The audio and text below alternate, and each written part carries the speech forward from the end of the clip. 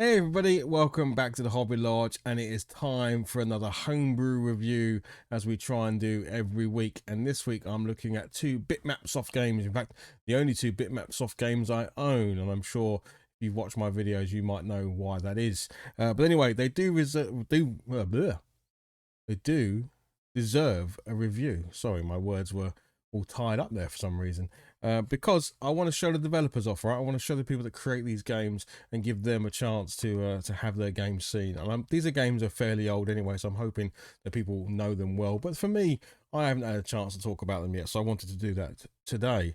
So the first up is Millie and Molly, right there, and the second one is called Tiny Quest. There we go.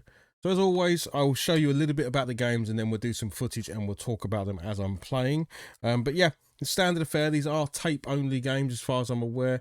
I think Tiny Quest might come on disc now, but it didn't before when I first picked it up. But yeah, card inlay, as you would expect. Nice artwork on them.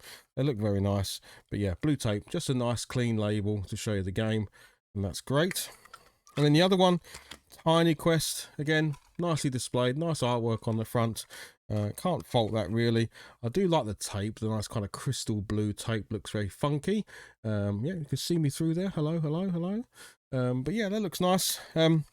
Now, this is where the issue comes in, because whilst they look really nice and they're presented very nice, neither of these tapes actually work. So I can't load the game from these tapes, which is very unfortunate. And you know, according to Bitmapsoft, that's my problem, not theirs.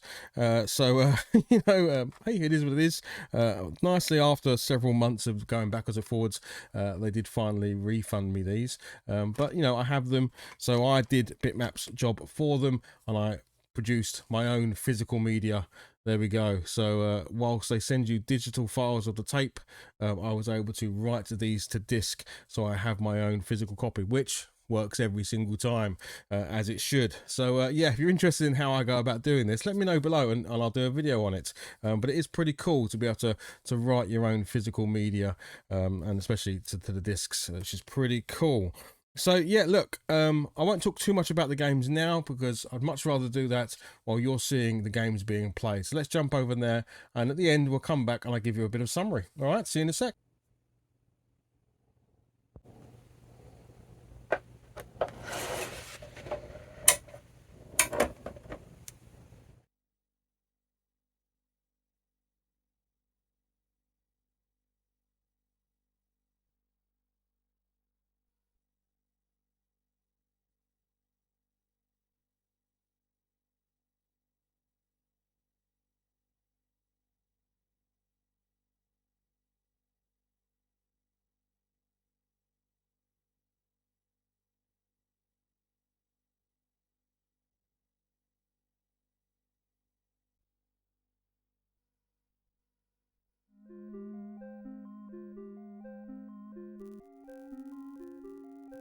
And here we are, Millie and Molly. So very simple interface, literally just to press play to play the first level.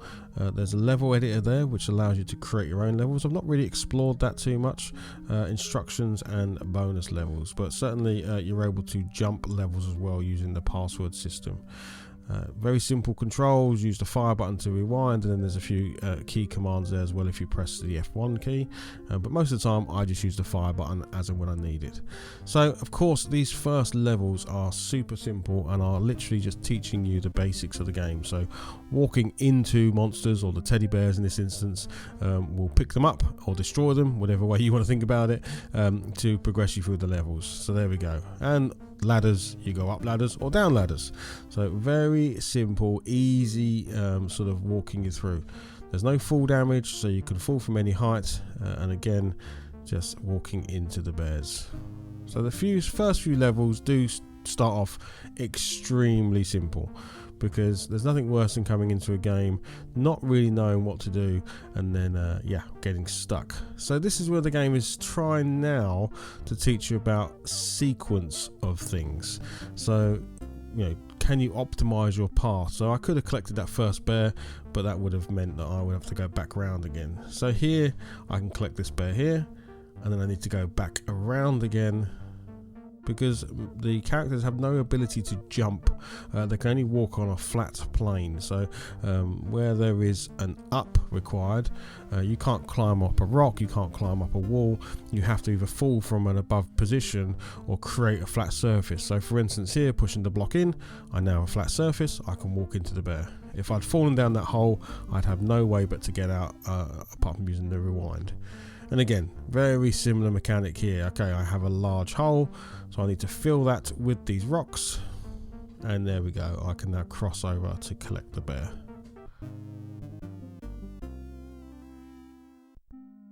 And the same again. So now, little bit of complexity, not too much, just showing you what you might need to do. So now I've trapped myself, see? So I now need to rewind. And this is where the pressing the fire button piece is important.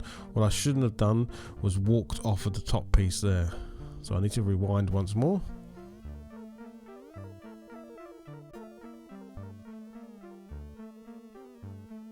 There we go, I've rewound to the beginning of the level. This time I need to come down here, push this block in, which means this one will then land on top and allow me to get across the divide. There we go. Collect. Push this one in and collect the next bear. So yeah, you know, not a difficult puzzle, but again, introducing you to the fact that you need to do things in a certain sequence to be able to complete the level.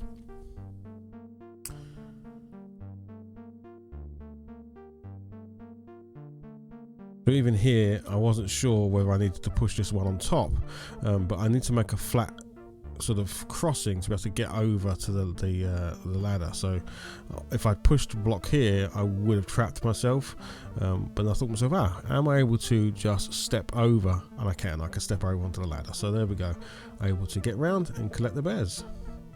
Now I think in the game they are meant to be monsters and you're destroying them, but to me they look too cute and fluffy to be called monsters. They're clearly just big teddy bears that Molly wants to collect, or Millie. I'm not sure who this one is, Millie or Molly.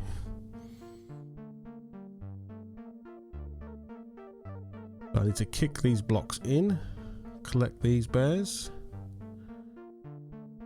Here we go.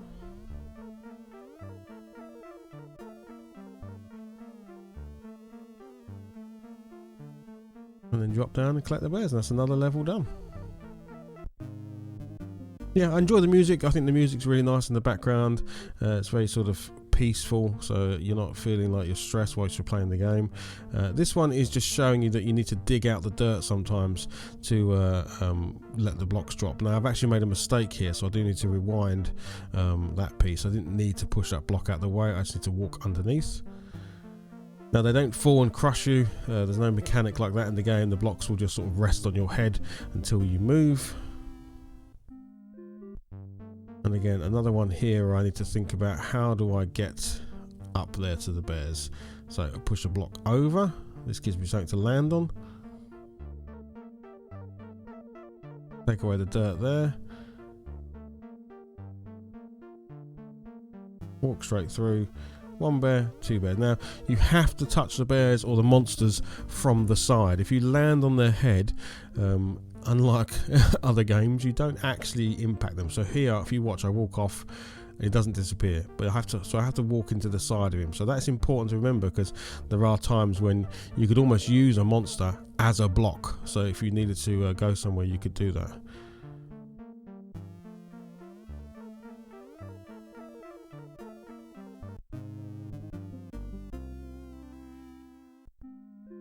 Okay, we'll let this level play out, and then I think we're going to take a look at the next game. But you're getting the gist of it now, that essentially it is all about finding the right sequence to get through the puzzle, collect all of the monsters, and then progress on to the next. So we'll, yeah, so this one's fairly straightforward. Again, just doing it in the right order, so that when the last bear to collect is the one down the bottom, otherwise I'd be stuck. So I need to make sure I finish here. There we go. And that's really the game. That is Millie and Molly. Yeah, so let's jump over now and check out a Tiny Quest.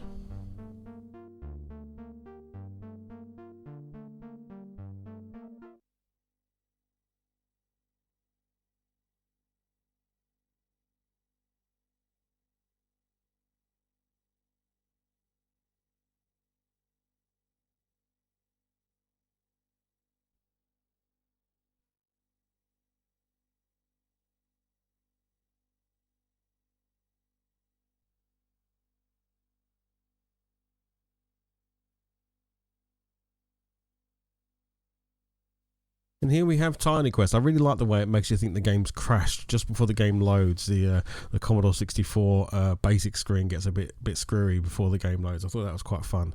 Nice little Easter egg.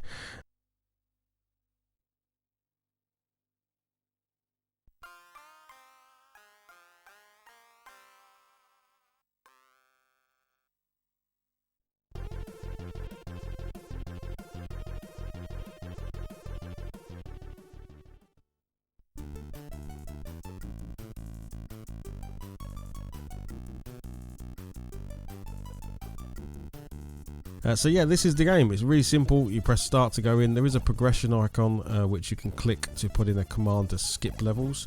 But yeah, so I'll explain what's going on here. You have your energy at the top, and as you can see, your energy is constantly depleting. As soon as you enter a level, it is depleting downwards. So that's almost your time. That's how long you have to get through the level. And I'll equate it to about sort of 10 seconds essentially to get through the level. You have lives and you have coins. Now you have to collect the coin. If you don't collect the coin, the exit doesn't light up. So the exit is those 2 arrows. And if you can see at the beginning of the level, the arrows aren't lit up, so you can't leave. So you have to run into the screen, and you can only exit by the arrow, run into the screen and get out whilst collecting that coin within that sort of 10-second period. I wasn't very good when I first started this, but we get better on the second go around. You'll see I die an awful lot. But yeah, so the screens aren't any bigger than this. The screen normally contains certainly 1 coin. I haven't seen anything more than 1 coin, but there could potentially be more coins on the screen in the future. But you know, with that 10-second time limit, it is restrictive of what you could possibly do. But yes, start the game, run in, grab the coin, get out. Simple as that. There are traps, so that you can see a fire trap on the floor there, a spike trap. So you're trying to avoid all these things. Spinning axes. There is creatures. There is all sorts in there.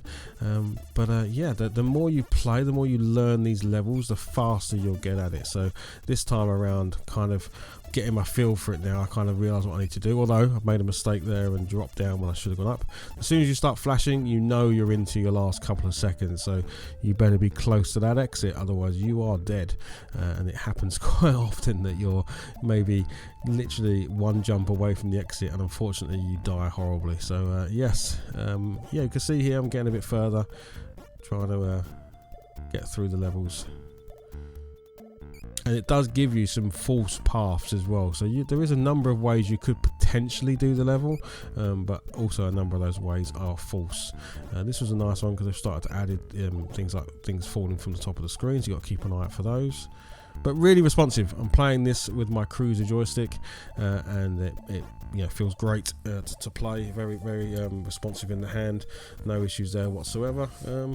Yeah, so really not much else to say, because actually it's quite a basic concept, right? It's precision platforming done well, trying to get through the levels. They don't all look like this. Once I get further on, you can see it does change. This is almost like a night version of the game. So yeah, I'm sure there's even more areas to explore as you get further into the game. I do wish there wasn't lives, because once you've used up your 5 lives, you're reliant on the password system or going back to the beginning again. I think these games don't need lives, because they're all about trial and error. They're all about keep going till you can get through the level. So it would be nice if potentially there was a way to bypass the live system. Yes, but great little game. I really enjoyed playing it. Very pick up and play, very quick, and yeah, great game. So I'll let this play out for a little bit, and then we'll head back and we'll have a chat.